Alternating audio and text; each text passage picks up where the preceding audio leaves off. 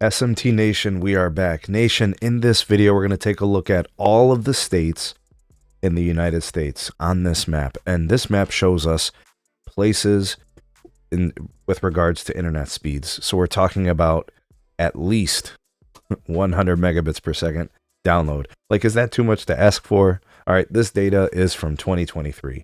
We'll get the 2024 data eventually. We're expecting it here from the FCC in the following months. We'll take a look to see if any states have improved.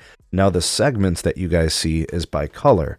The darker green color means 82 to 100% of the state has access to 100 plus megabits per second downlink, what I would consider to be the bare minimum of connectivity for home broadband. Of course, we like the numbers higher, but this gives us a baseline as to which states are problematic and which states are in good shape. Okay, so there's going to be outliers. I'm sure some of you will comment, you know, I live in Florida and I only have access to DSL and it's 25 meg. I'm sure there are exceptions. That's why they gave us the percentage range, right? 82 to 100%. That just represents a large majority of people within the state that have access to fast broadband. Okay, so let's take a look at some of the states that are dark green, better connectivity situations. You have the Northeast, any state that's in and around New York, right? Densely populated places, small states where fiber builders don't really have a hard time building. I would also consider some of those states to be progressive with respect to connectivity. So it all kind of makes sense. Okay, so New Jersey, Delaware, Maryland, the DC area, that sort of thing. All right, now you notice North Carolina and Florida are in there. Okay, so again, I think those are states where you have progressive connectivity philosophy. They want people to be connected. They've invested into fiber. That's the states we're kind of looking at here. Okay, now some other states, and this is kind of like random, but like North Dakota, right? Clearly, they've been able to allocate some dollars towards getting folks connected with fiber. I had no idea that was the case. That's great to see. Other states, including Washington, you see Nevada in there. I think that's because of Vegas, right? But I think additionally, the fact that Colorado's in there is great, right? So these are the highlights. This is the strength of the country for connectivity. Now, where things aren't as good, but still decent, the 75% to 82% range, you see the states that are a little bit lighter green. Okay, so those are going to be like your Texas, your Ohio, your Pennsylvania. Now, some of those places, I would say in the cities of those states, you'll have good connectivity options, fiber options, cable providers. That's how you get to 100 plus megabits per second. Now, in some of those more rural parts of those states, they're probably on copper DSL, having to connect to satellite in these rural parts. It's less than ideal. Okay, so California is like that. Some places having fiber, some places having, DSL, right? And that sort of thing. Just depends, rural versus city, right? That's the key differentiator. We see the same trends in Arizona. We see the same trends in Utah, which, by the way, Utah is a nice fiber situation. But again, it's the rural parts where they simply don't have the options. Oregon is like that. I see Virginia, South Carolina, right?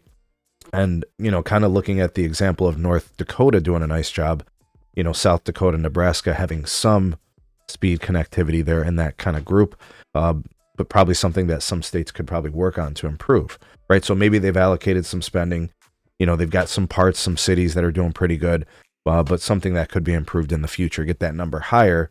We can see if in the following year, if any of these states in that 75 to 82 range make it into the 82 to 100. Okay, now when we get down to the 68 to 75%, and I don't know if you guys can really tell that shade, but if you look at states like Wisconsin, Michigan, Minnesota, they're kind of in that range. You notice it's kind of like the Midwest kind of states. Or you got Georgia in there, you got Tennessee, Kentucky. Their cities probably have good connectivity options, but once you get outside those cities and counties, large stretches with limited connectivity options. So that's why I think you see that particular coloration. Now, with 2024 data, we could see some of those states move into the 75 to 82 range, right? And that would be ideal. We like to see improvement over time.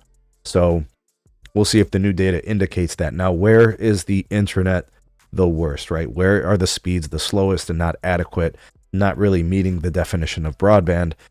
And that's in the less populated states. So let's take a look at some of those. You've got Idaho, you've got Montana, you got Wyoming, right? They're in bad shape. 22 to 68%. Alaska, obviously that's understandable. Nobody's out there. Where you think about like Starlink and some of the SAT options for places like that. But Hawaii, because I think it's small, right, in these islands, able to build fiber infrastructure pretty good and cable and stuff like that. So that's like really dark green. But some of the places in the South, right, Louisiana, Alabama, Mississippi, the companies just don't get the return on invested capital, right? It's expensive to build. And if you don't have government dollars and BEAD funding, this is a very hard thing to justify for a company. I see Iowa, I see other Midwest states like Indiana, Illinois, probably outside of Chicago.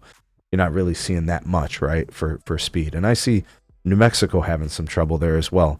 So this is an interesting view into this, but here's kind of my takeaways, right? Less populated states are losing when it comes to connectivity. Population drives investment from companies where they can get a return on invested capital. So rural parts of California, Texas, New Mexico, even Oregon, Oklahoma, for example, right? You're seeing a lack of solid connectivity options. Montana, Idaho, Wyoming, they're up there too. The Midwest, the central part of the U.S., seems to be a place places where they're on slow fixed wireless, where they're still on copper. There wasn't much of a cable build, right? There's a lack of fiber. Probably relying on satellite connectivity, right? Rural parts of Georgia. I mean, obviously Atlanta is a hotspot, Augusta and stuff like that. There's places in Georgia with probably good connectivity, but there's also some outward extended parts in the rural parts that aren't really getting much investment. The South, generally speaking, not a great situation in a handful of states.